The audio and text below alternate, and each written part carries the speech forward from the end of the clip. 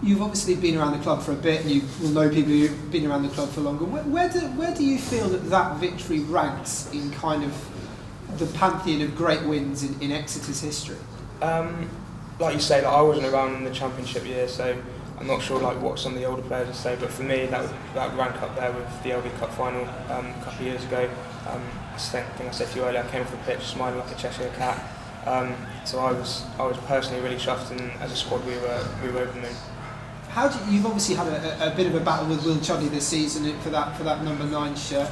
How do you assess how that's gone for you in this season so far? I think Chudley has probably been our stand-up player consistently through the season, which is tough from my point of view, but at the same time it does create that competition, so it pushes you on to be a better player individually. And I think the competition between all the 9s, 2 academy young lads which are very good as well, and Hayden Thomas is nipping at the heels too, so it's tough in training, but that's what you want.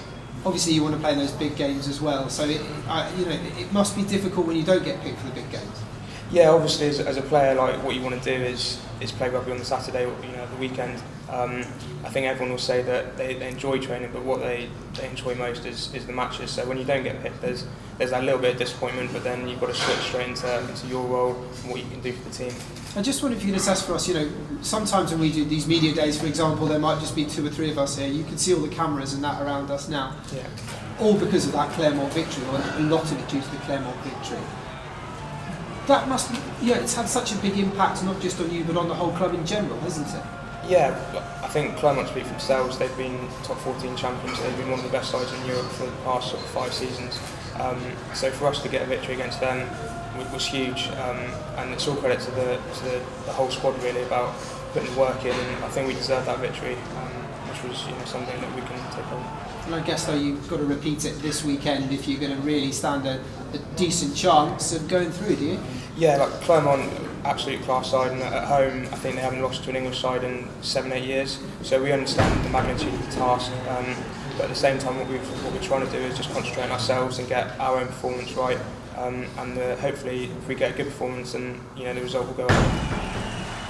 And of course you're coming up against the wounded animal. Clermont will be out for revenge after what happened here last Saturday. Yeah, 100%. We know they're going to come out all guns blazing. We know they're a different animal at home. But like I said earlier, we just got to concentrate on ourselves really, try and meet fire with fire, but at the same time, do the bits that we do really well, do it well again. And Rob also touched on a point that your fate's in your own hands now. You know that if you can win your remaining games, then that's it, qualification assured. So I guess that's kind of how you want it, really. Yeah, ideally, obviously easier said than done, of course. Yeah, but like you say, easier said than done. Like I said, we know how big the task is this weekend. They're a class outfit, but we've been playing pretty well, and if we can get our bits right, then we stand a good chance, I think.